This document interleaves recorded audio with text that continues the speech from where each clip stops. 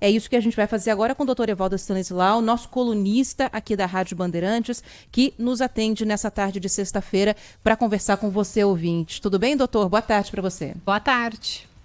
Boa tarde, Ana Paula. Boa tarde, Bruna. Boa tarde a todos os ouvintes. Pois é, inclusive esse é um tema, né, Bruna, que a gente vem tratando bastante com o Dr. Evaldo na coluna que ele tem aqui na Rádio Bandeirantes, que vai ao ar todos os dias no Pulo do Gato. A varíola dos macacos chegou e os casos estão explodindo aqui no Brasil. Qual que é a leitura que o senhor faz nesse instante, doutor, dessa situação da varíola dos macacos aqui no país agora? Bom, Ana, de fato essa morte, ela traz uma perspectiva de as pessoas perceberem que realmente é uma doença que pode ter uma complicação extrema, que é a morte.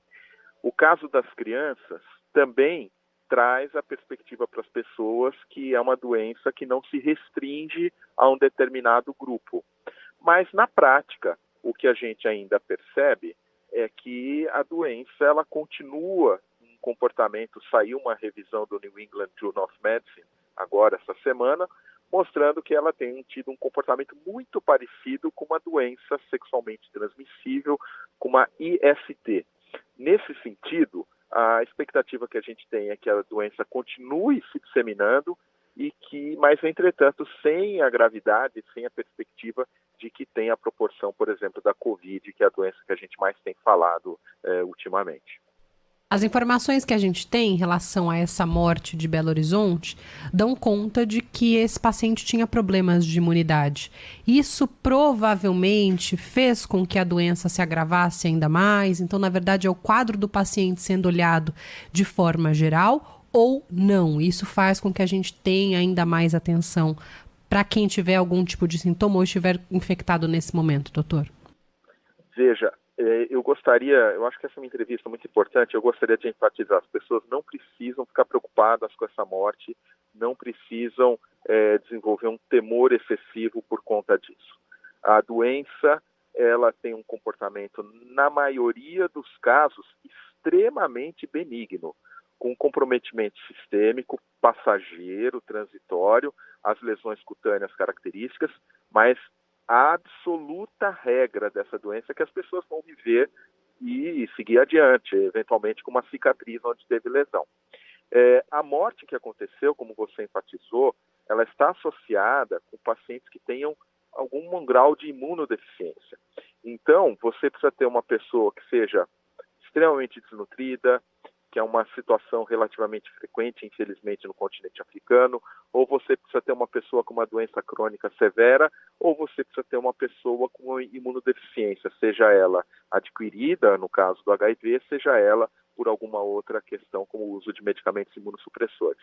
Mas a morte, que pode ocorrer, sim, está descrita na varíola dos macacos, e aí os números, eles variam muito grandemente, e eu quero dizer que esses números certamente não representam o número real, porque a gente não conhece tanto a doença, não está tão habituado com ela, mas a literatura fala de 1 a 10% de mortalidade. Então, quando a gente tem uma variação tão grande quanto essa, 10% é muito, 1% é um número bem mais modesto. Então, quando a gente tem uma variação como essa, o que a gente tem que entender é que nós não ainda conhecemos suficientemente essa doença para estabelecer com certeza qual é a letalidade. Mas dá para dizer que a letalidade, seja ela qual for, está associada com doença crônica, com imunodeficiência. Bom, e de fato esses números não devem estar batendo com a realidade mesmo, né? Porque a gente está falando de pouco mais de 1.000 casos em todo o país. Em São Paulo a gente está numa média de 900. E lá no Hospital Emílio Ribas, para o nosso ouvinte ter uma ideia, por dia chegam de 30 a 40 pessoas com sintomas, com suspeita, em busca de atendimento médico e de exames. E a gente está falando por dia. Então, a gente pode sim ter uma subnotificação, assim como acontece com várias doenças, com a Covid, inclusive, aconteceu bastante. Agora, há uma questão que o senhor levantou que é importante, que é o nosso desconhecimento, né, em relação a essa doença. A gente fala de sintomas como febre, como erupção cutânea, gânglios inchados, né, então aquele inchaço aqui na parte superior da garganta. Mas esses são os primeiros sintomas. O que tem que ligar um alerta na gente? É mais pelo contato, se você esteve com alguém que apresentou a doença, se eu apresento algum tipo de inchaço, qual deve ser a primeira preocupação para a gente procurar atendimento médico? Isso é muito importante destacar, Ana Paula. As figuras que têm circulado na internet, que as pessoas estão vendo, elas são da varíola. Às vezes até tem uma figura de varíola dos macacos, mas o que está se percebendo nesse momento, e eu vou novamente me reportar essa importante revisão do New England, é que mais da metade dos pacientes tinham menos de 20 lesões na pele. Menos de 20 lesões. Muitos com menos de 10 lesões. Menos de 10 machucadinhos na pele. E esses machucadinhos muito discretos, que às vezes você olha, parece uma espinha, parece um pequeno abscesso, né? Então a pessoa não valoriza isso, né? E muitas vezes essas lesões na região genital. E aí é a primeira dica. Se você tiver uma espinha, um machucadinho na região genital ou na região perianal ou em qualquer outra parte do corpo, e pode ser às vezes dentro da boca, pode ser em outras regiões, isto tem que te ligar um alerta. Mas o que se percebeu é que esses pacientes, em geral, eles começam com um quadro de um grande mal-estar, dores pelo corpo. Depois disso, você tem uma vermelhidão na pele, você pode notar gânglios pelo corpo aumentados e aí sim, depois de 5, 10 dias, começar a notar essas lesões na pele. Ou pode ser que essa fase de sintomas ela seja um pouquinho mais discreta e você veja as lesões na pele. Então, Ana Paula, é muito difícil do ponto de vista clínico a gente diagnosticar a varíola dos macacos. Ela se confunde com outras doenças comuns, como herpes, como a sífilis, como as foliculites, não é? E o que vai ter que chamar atenção realmente é o momento epidemiológico. Então, se você que está nos ouvindo é uma pessoa que notou que tem uma lesão onde antes não tinha, e mais ainda, se antes disso você teve um quadro de febre, indisposição ao mal-estar, procure orientação médica, porque pode ser varíola dos macacos. E aí vem o componente adicional da dificuldade do diagnóstico, que é a confirmação laboratorial, que não tem um exame simples para fazer.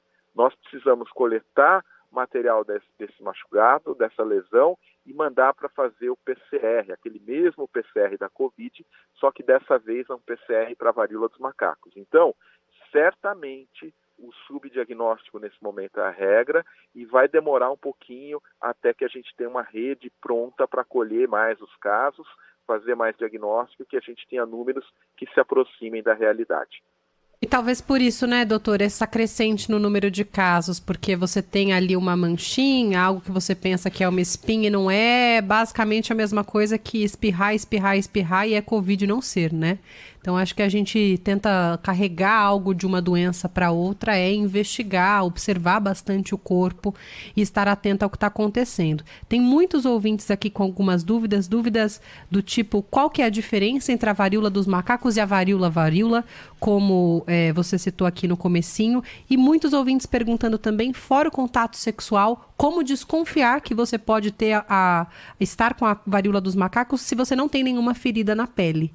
Então, perguntando ainda sobre esse contato, especialmente por causa das crianças, né? Pois é. Que também foram infectadas. E esse é um ponto importante da gente bater, porque há um risco, e a gente tem que tomar muito cuidado com isso, de se criar uma estigmatização com essa doença. Inclusive, nessa semana, o diretor da Organização Mundial da Saúde, o Tedros Adhanom, falou sobre isso, pedindo para as pessoas, os homens que fazem sexo com homens, que reduzam a quantidade de parceiros, né? Então, isso já causou um levante, uma preocupação, porque a gente está vendo que a gente tem uma série de casos em pessoas que não têm esse histórico, crianças, por exemplo, também se contaminando. Então, por isso que é importante até a gente tratar essa informação de uma maneira bastante clara, porque a gente não tem nenhuma confirmação, por enquanto, de que se trata de uma doença absolutamente sexualmente transmissível, né, doutor? Exatamente, Ana Paula. Neste momento, veja só, o que nós temos é que a doença tem sido mais descrita entre homens que fazem sexo com homens. O que não significa dizer que seja uma doença que dê em homens que fazem sexo com homens. Por que tem sido mais descrita? Então, essa doença é uma doença de transmissão por contato. Então, você precisa ter um contato íntimo, prolongado com as lesões. Como eu falei há pouco, essas lesões elas estão mais concentradas no atual momento na região genital.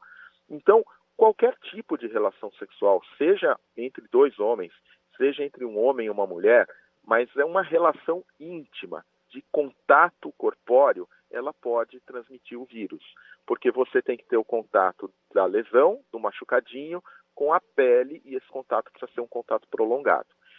Coincidentemente, tem se observado mais entre os homens que fazem sexo com homens, mas longe de dizer que isso seja relacionado a qualquer opção sexual, qualquer coisa assim. Tanto é que, como você falou e eu tinha dito antes também, nós temos crianças que estão contaminadas, temos pessoas que não são homens que fazem sexo com homens, que não são gays, que estão também se contaminando. E por que isso? Porque a característica da transmissão, e respondendo à pergunta do ouvinte, é o contato. Então, é necessário que seja um contato íntimo, prolongado, pele a pele. A transmissão respiratória por gotículas, ela é absolutamente excepcional. E objetos contaminados com vírus, que tipo de objeto? Roupa de cama, roupa íntima, roupa, vestuário comum, toalha.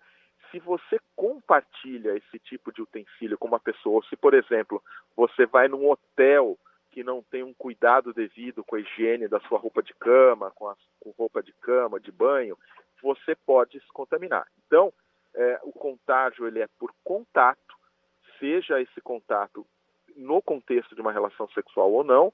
E como é que eu vou desconfiar se eu não tive nenhum contato sexual com as pessoas? Aí não tem jeito, pessoal, é o sintoma. Você tem que ter o machucadinho. A característica da varíola é o aparecimento das vesículas, das pústulas, das bolinhas na pele, né?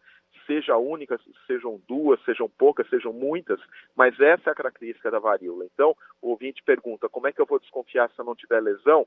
Não vai desconfiar, porque precisa ter essa lesão. Só que além da lesão, via de regra, você tem o grande mal-estar, dores no corpo, febre e os gânglios aumentados na grande maioria dos casos. Para a gente fechar, doutora, há uma vacina, né, contra a varíola dos macacos sendo produzida, fabricada na Dinamarca. Há alguma previsão, expectativa dessa vacina chegar ao Brasil? O senhor tem conhecimento em relação a isso? O Ministério da Saúde tem interesse em adquirir essas doses? É necessário que a gente se vacine contra a varíola dos macacos? Então vamos lá. Algumas informações sobre vacina. Quem tomou vacina contra a varíola, né? Quem tem uma idade maior, né? Essa vacina contra a varíola, ela era feita até meados dos anos 80, final dos anos 70, meados dos anos 80. Então, pessoas mais velhinhas, assim como eu, tomaram vacina. Mas muitos jovens não tomaram. Mas as pessoas perguntam, tomei vacina, tem o risco de pegar? Sim, tem. Provavelmente existe uma memória imunológica, mas essa memória imunológica não é suficiente para proteger.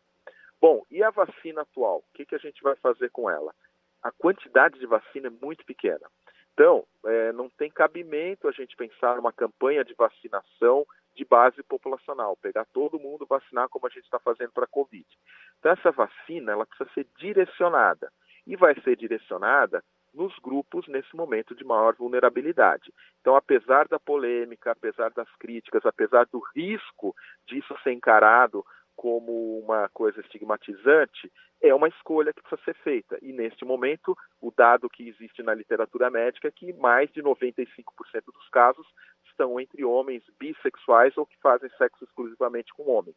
Então, evidentemente, isso precisa ser dito, porque se a pessoa se identifica com este comportamento sexual, ela é uma prioridade para ser vacinada.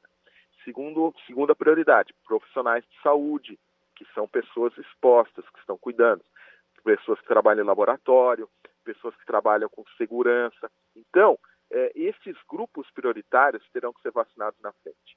Os países estão se organizando, a capacidade de produção de vacina é limitada e nós vamos ter que começar a vacinar por grupos prioritários. Pessoas que tiveram contato e exposição devem ser vacinadas para fazer o bloqueio e as pessoas que tiveram varíola, evidentemente, não precisam mais, porque elas tiveram exposição vão desenvolver uma imunidade. Agora, a grande lição que fica, Bruna, é que a gente baixou a guarda, né? Então, a gente pode pegar duas reflexões da varíola dos macacos nesse momento. Primeiro, está chegando a conta de a gente ter deixado de vacinar contra a varíola, né? Aquela imunidade de rebanho, aquela memória imunológica que existia, isso está deixando de existir e no momento que o vírus, por alguma peculiaridade, o primo do vírus, a varíola, começa a ser isso. Então, talvez seja um aprendizado e uma reflexão para a gente fazer. Valeu a pena ter parado de vacinar? Será que não valeria a pena a gente ter mantido essa vacinação? Isso é uma reflexão para ser feita. A segunda reflexão é que, se a gente observar, essa expansão da varíola dos macacos está ocorrendo junto com a flexibilização que a gente teve da Covid. Então, toda essa restrição, porque a varíola sempre existiu no continente africano, a partir do momento que ela vem para a Europa, coincidindo com a flexibilização das medidas de controle da Covid, a gente está tendo essa explosão de casos, sobretudo no continente europeu. Então, veja como comportamento e queda de vacinação têm implicações. Pois é, e vai ter em outras doenças, mas aí um papo que a gente pode ter com o doutor Evaldo em um outro momento. Em questão de sarampo, questão de poliomielite, né, doenças que estavam erradicadas aqui no Brasil, inclusive, que começaram a dar as caras de novo por causa da resistência à vacinação. Vamos marcar um papo para falar sobre isso aqui em um outro momento, mas por hora eu quero já agradecer ao doutor Evaldo Stanislau, infectologista, colunista aqui da Rádio Bandeirantes. Obrigada mais uma vez por conversar com o nosso ouvinte, doutor. Sempre muito bom te ouvir. Obrigada e bom fim de semana. Obrigado, Ana. Obrigado, Bruna. E a mensagem é essa, então. Muita tranquilidade, muita calma e vamos acompanhando para ver quais são os desdobramentos. Um grande abraço a todos. Valeu, doutor. Obrigada, viu? Até uma próxima.